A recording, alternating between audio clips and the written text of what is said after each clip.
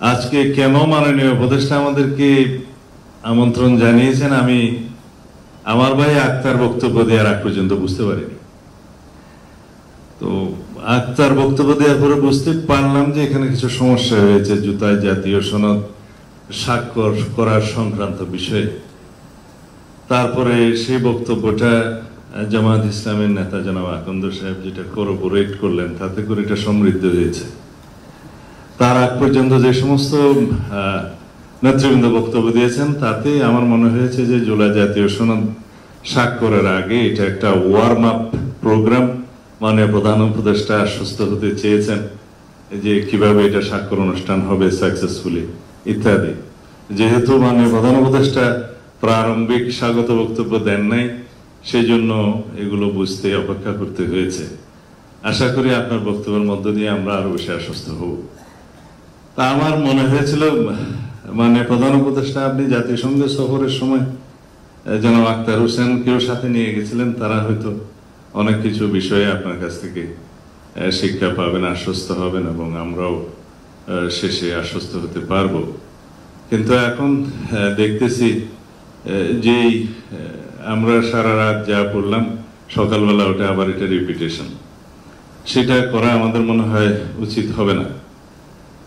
আমাদেরকে আপনার প্রতিশ্রুত সময়ে ফেব্রুয়ারির প্রথমার্ধে অবশ্যই নির্বাচন অনুষ্ঠান করতে হবে, যার কোনো বিকল্প নাই এই জাতির সামনে। দ্বিতীয়, আমি আজকে দফাওয়ারি আপনার সামনে উপস্থাপন করতে চাই। এমন একটা অ্যাটমসফিয়ার আমাদেরকে বজায় রাখতে হবে যে অ্যাটমসফিয়ার আমরা কখনো পতিত স্বৈরাচারকে আর কখনো এখানে সুযোগ নিতে দেব না। যেভাবেই হোক দীর্ঘদিন অনির্বাচিত অবস্থায় একটা সরকার পরিচালিত হলে যে সমস্ত সমস্যা দিয়ে উৎপত্তি হয় সেটা এখনো হয়েছে। সেই জন্য আমরা বারবার তখন থেকেই পার্সু করতেছিলাম, বলতেছিলাম যে যথাশীঘ্র সম্ভব নির্বাচিত একটি রাজনৈতিক সরকার প্রতিষ্ঠা হওয়া দরকার। তা না হলে পৃথিবীর বিভিন্ন দেশে এ সমস্ত অভ্যুত্থান পরবর্তীতে যা কিছু দেখা হয়েছে, যে সমস্ত সিমটম, সেই সিমটম এই দেশেও উৎপত্তি হবে এবং হয়েছেও তাই। এখন আরো বিলম্বিত হলে আরো বেশি সমস্যার উদ্ভবের সম্ভাবনা বিস্তর। জুলাই জাতীয় সনদ প্রণীত হয়েছে, প্রায় স্বাক্ষরের জন্য অপেক্ষায় আছি। এখানে যে সমস্ত বিষয়ে নোট অফ ডিসেন্ট দেওয়া হয়েছে সেই বিষয়গুলো নোট অফ ডিসেন্ট দেওয়ার জন্য তো মাননীয় উপদেষ্টা আপনি ঐক্যমত্য কমিশনের সকল রাজনৈতিক দলের সাথে আলোচনা করেছেন। যদি এখানে কোনো নোট অফ ডিসেন্ট নাই দেওয়া হতো, কিছু কিছু বিষয় অনৈক্য নাই হতো, তাহলে জাতীয় ঐক্যমত্য কমিশন থেকে যে সমস্ত প্রস্তাব দেয়া হতো সবাই একমত হয়ে যেতাম, আর কোনো আলোচনার প্রয়োজন ছিল না। সমস্ত প্রস্তাবে যদি সবাই একমত হতো আপনাদের আমরা, তাহলে দীর্ঘ এই 12 মাস পর্যন্ত আমাদের এই চর্চার প্রয়োজন হতো না মাননীয় উপদেষ্টা। আর সমস্ত প্রস্তাবগুলো যেগুলো আমার শ্রদ্ধেয় বদিউল আলম মজুমদার সাহেব দিয়েছেন আর কি, এগুলো সব কিতাবে মানায়, বাস্তবের সাথে সেটার অনেক কিছু মিল ছিল না, যেটা আলোচনায় দেখা গিয়েছে। বাংলাদেশের রাজনৈতিক সংস্কৃতিতে এবং রাজনৈতিক ইতিহাসে যেগুলো সম্ভব, আমাদের কালচারাল স্টেটাসে যেগুলো সম্ভব, আমাদের মানবাধিকার পরিস্থিতি যেগুলো সম্ভব, ইভেন জুডিশিয়ারি জাজমেন্টও সেগুলো বিবেচনায় জুডিশিয়ারি জাজমেন্ট দেয়। কারণ এটা ব্রিটিশ নয়, এটা আমেরিকা নয়, এটা বাংলাদেশ। এখানে আমাদের ধর্মীয় কালচারকে বিবেচনায় নিতে হয়, আমাদের সামাজিক কালচারকে বিবেচনায় নিতে হয়, আমাদের দীর্ঘদিনের চর্চিত রাজনৈতিক কালচারকে বিবেচনায় নিতে হয়। সেই জন্য আমরা গ্রাজুয়ালি একটা পর্যায়ে এমন অবস্থায় এসেছি যে আমরা সবাই এখানে আছি আপনার নেতৃত্বে। কেন আছি? যে এমন একটা অ্যাটমসফিয়ার আপনি ক্রিয়েট করতে পেরেছেন, গণঅভ্যুত্থানের মধ্য দিয়ে ছাত্র জনতা রক্ত দিয়ে এটা ক্রিয়েট করতে পেরেছে যে আজকে সকল রাজনৈতিক দল একটা সৌহার্দ্যপূর্ণ পরিবেশে অম্লমধুর আলোচনা করে একটা সিদ্ধান্তে আসতে পারে। কিন্তু মাননীয় উপদেষ্টা আমাদের কন্টিনিউয়াস সমর্থন আপনার প্রতি ছিল, আছে, কিন্তু এটা কন্ডিশনাল। আমাদের সমর্থন আরো অব্যাহত থাকবে, এটা সীমাহীন নয়। আমরা চাই আপনার নেতৃত্বে একটা ঐতিহাসিক নির্বাচন, এটাই হচ্ছে কন্ডিশন। আপনার প্রতি আমাদের সীমাহীন সমর্থন নয়, আমাদের সীমারেখা আছে। আমরা গণতান্ত্রিক উত্তরণের জন্য এই সীমারেখার মধ্যে আপনাকে সমর্থন দিচ্ছি। আপনি দয়া করে এটা অনুধাবন করার চেষ্টা করবেন।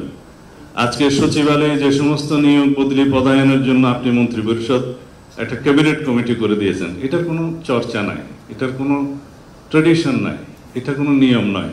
তারা যা করছে পদোন্নতি বা নিয়োগ বদলির মধ্যে, সেটা ওখানে একটা রাজত্ব সৃষ্টি হয়েছে, আপনি খোঁজ নেবেন। আমরা খুব অসন্তোষ প্রকাশ করছি।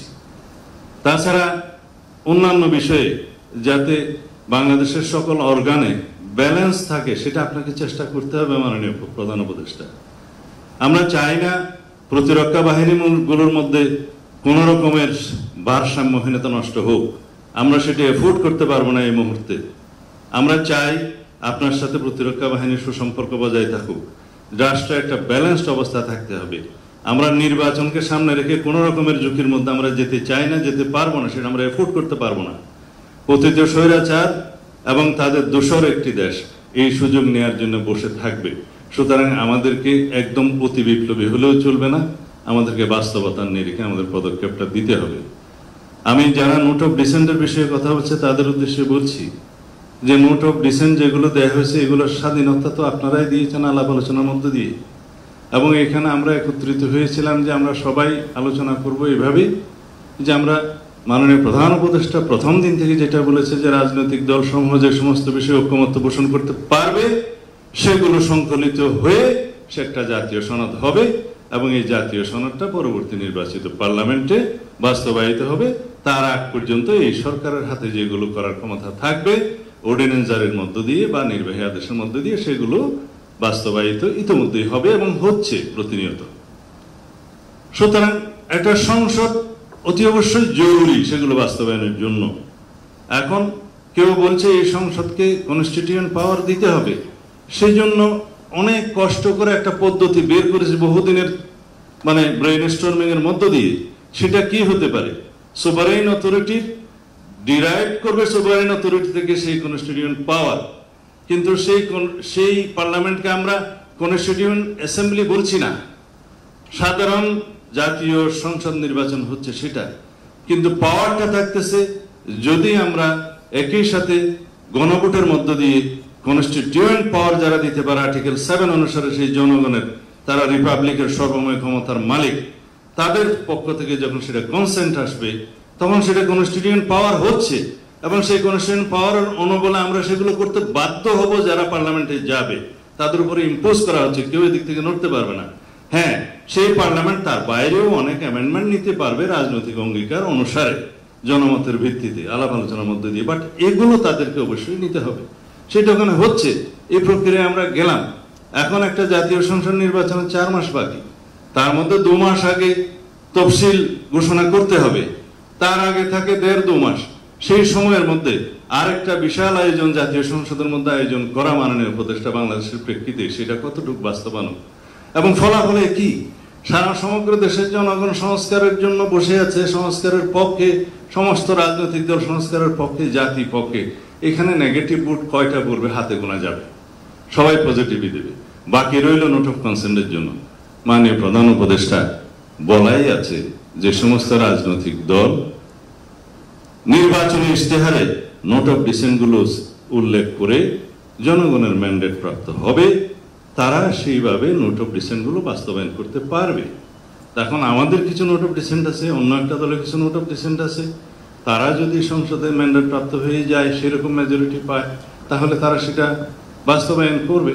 আমরা খুব বেশি বিষয় ওখানে উল্লেখ করিনি, কয়েকটা বিষয় আছে বাস্তবতার ভিত্তিতে করেছি। আমরা 70 অনুচ্ছেদে যখন প্রথম অনুচ্ছেদ 70 অনুচ্ছেদে আমরাই রাজি হই প্রথম নোট অফ ডিসেন্ট সহকারে, যে হ্যাঁ এমপিদের স্বাধীনতা 2 ক্ষেত্রে থাকবে না, অর্থ বিল এবং আস্থা ভোট। বাকি অনেকে বলছে এটার সাথে সংবিধান সংশোধনও থাকতে পারে, এগ্রিড। আমরা বলছি তার সাথে আরেকটা থাকুক, যে দেশে যুদ্ধ পরিস্থিতির মতো কোনো পরিস্থিতি হলে সেই সময় যেন এমপিরা স্বাধীনভাবে ভোটটা দিতে না পারে দলের পক্ষে। এটা খুব মেজর কিছু নয়। প্রধান বিচারপতি নিয়োগের ক্ষেত্রেও একই। কেউ বলেছে আপিলেট ডিভিশন থেকে নিয়োগ করতে হবে, সেটা একটা ডেভেলপমেন্ট। আগে সেই বাধ্যবাধকতা ছিল না, যে কাউকে বানানো যেত। আমরা বলেছি এটা এগ্রি, কিন্তু 2 জনের অপশনটা প্রেসিডেন্টের হাতে থাকে এই জন্যই ভালো, যে হঠাৎ করে যদি কেউ সিনহার মতো লোক এসে যায় সেই ক্ষেত্রে একটা অসুবিধায় পড়তে হবে জাতিকে। কারণ যে সমস্ত রিক্রুটমেন্ট হয়েছে জুডিশিয়ারিতে আপনারা সবাই জানেন যে আরো 15 বছর লাগবে এগুলো ক্লিন আপ হইতে। তো সুতরাং একটা অপশন থাকলো, এগুলোই নোট অফ ডিসেন্ট, ছোটখাটো। আমরা বলেছি আমরা দ্বিতীয় চেম্বার চাই, আপার হাউস চাই, 100 সদস্যের চাই, কিন্তু সেই নিয়োগ প্রক্রিয়া বা মনোনয়ন প্রক্রিয়া বা নির্বাচন প্রক্রিয়া নিয়ে একটু নোট অফ ডিসেন্ট আছে, 2 রকম প্রক্রিয়া আছে, এগুলোই সামান্য নোট অফ ডিসেন্ট। এখন যদি প্রতিটা প্রশ্ন গণভোটে আসে, সেই গণভোট একটা অসংখ্য প্রশ্নাবলীর একটা সংকলিত বই হয়ে যাবে, আর ব্যালট থাকবে না। সেই জন্য আমরা বলছি যে জাতীয় সনদটা যেভাবে প্রণীত হয়েছে আমরা সবাই সেভাবে স্বাক্ষর করি, করার পরে সেটা পাবলিশ হবে, ওয়েবসাইটে যাবে, সরকার পাবলিশ করবে, ইলেকশন কমিশন পাবলিশ করবে, সমস্ত নির্বাচিত দল, সমস্ত রাজনৈতিক দলগুলো তাদের ইশতেহারে দিবে, জনগণ অবহিত হবে। ইন টোটাল একটা গণভোট হবে যে এই জুলাই জাতীয় সনদের পক্ষে আপনারা আছেন কি না, হ্যাঁ অথবা না বলেন, ছোট্ট একটা ব্যালট, এই একটা মাত্র কোয়েশ্চেন। এখন যদি এই জুলাই মানে গণভোটটা যদি আগে হবে না পরে হবে, এটা তো ঘটনা একই, এটা তাল ধপ করিয়া পড়িলেও না পড়িয়া ধপ করিলেও কথাতে একই, এটা হ্যাঁ বলবে অথবা না বলবে। এখন যদি একই দিনে একটা ছোট্ট ব্যালটে গণভোট হয়, সেটা আমাদের জন্য সবচেয়ে সুবিধাজনক এবং আলাদা ব্যয়বহুল হবে না, আলাদা ম্যান পাওয়ার অ্যারেঞ্জমেন্ট করতে হবে না, আলাদা নির্বাচনী বাক্স হবে না, আলাদা বুথ চেম্বার হবে না, এবং সমস্ত জনবল হবে না, অনেক কিছুই হবে না আরেকটা নির্বাচনের মতো। আমরা মনে করি যারা আগে গণভোট অনুষ্ঠানের জন্য পার্শ্ব করছে, সেটা অবশ্যই তাদের অধিকার আছে, কিন্তু এটা কতটা যৌক্তিক আপনারা সবাই একটু চিন্তা করে দেখবেন। এবং আমরা মনে করি সেটা নির্বাচন বিলম্বিত করার একটা প্রয়াসও হয়তো বা হতে পারে, আমাদের কাছে তাই মনে হয়। তো সুতরাং আমরা একটা সমাধানে যাই, মাননীয় প্রধান উপদেষ্টা। আমরা আরো অনেক কিছু বিষয় এখানে বলতে পারতাম, কিন্তু আমি লিমিটেড থাকতে চাই। আজকে জুলাই জাতীয় সনদ স্বাক্ষরের অনুষ্ঠানকে কেন্দ্র করে আরো অনেক বিষয়ে বলতে চাইলেও আজকে বলবো না, কিন্তু সার্বিক বিবেচনায় আমরা মনে করি আমরা আজকে ঐক্যবদ্ধ হয়েছি, সবাইকে নিয়ে আমরা একসাথে বসছি, আমাদের মধ্যে অনেক তর্ক বিতর্ক হয়েছে, অম্লমধুর অনেক তর্ক হয়েছে, শেষ পর্যন্ত আমরা একটা কনক্লুশনে আসতে পেরেছি এবং আমরা সেটা প্রণয়ন করেছি। আজকে এসে যদি আবার সকালবেলা যেভাবে শুনলাম যে অঙ্গীকারনামার ওই দফাটা থাকলে অমুক অমুক পার্টি স্বাক্ষর করবে না, তাহলে কি করতে হবে? এটা দফাওয়ারি জায়গায় সব লিখতে হবে যে কি কি আছে নোট অফ ডিসেন্ট। ঠিক আছে, লিখুন। দফাওয়ারি জায়গার বিপরীতে যদি আপনি লিখতে চান, আপনার পৃষ্ঠা 40টা না হয়ে হয়তো 50টাতে উপনীত হবে, কারণ প্রত্যেকটার পিছে পিছে এক একটা প্যারাগ্রাফ আপনাকে একই কথাগুলো লিখতে হবে। কিন্তু অঙ্গীকারনামায় থাকলে সেটা লিখতে হতো না। সেকেন্ডলি আসলো গণভোট আগে না পরে, সেটা তো এখানে জুলাই জাতীয় সনদের অন্তর্ভুক্ত কোনো বিষয় নয়। জুলাই জাতীয় সনদ হচ্ছে একটা সনদ, সেটা স্বাক্ষরিত হবে। বাস্তবায়নের জন্য সুপারিশ যেটা করবেন সেটা জাতীয় ঐকমত্য পরিষদ কমিশন সরকারের কাছে রিকমেন্ডেশন দিবে যে এই প্রক্রিয়ার মধ্য দিয়ে এটা বাস্তবায়ন করা যায়। It is not part of the charter. July জাতীয় সনদের অংশ সেটা নয়। এটা নিয়ে আলাদাভাবে আপনারা কথা বলতে পারেন। তো বাকি রইল এখন আমরা কিভাবে জাতির সামনে এই জিনিসটা উপস্থাপন করতে পারি, সেটার বিষয়ে আপনারা যদি আমাদের এই সমস্ত আলাপ আলোচনার প্রেক্ষিতে সন্তুষ্ট না হন, মাননীয় প্রধান উপদেষ্টা আপনি আজকে বলতে পারেন যে আপনার সিদ্ধান্ত কি। আমরা সবসময় আপনার সিদ্ধান্তের প্রতি সবসময় শ্রদ্ধাশীল। আশা করি আপনি জাতির ঐক্যের প্রতীক হিসাবে এবং বিশ্বের একজন বরেণ্য ব্যক্তিত্ব হিসাবে আপনি আপনার সিদ্ধান্তটা প্রকাশ করবেন। আমরা 17 তারিখে 4টার সময় জুলাই জাতীয় সনদে স্বাক্ষর করার জন্য প্রস্তুত আছি।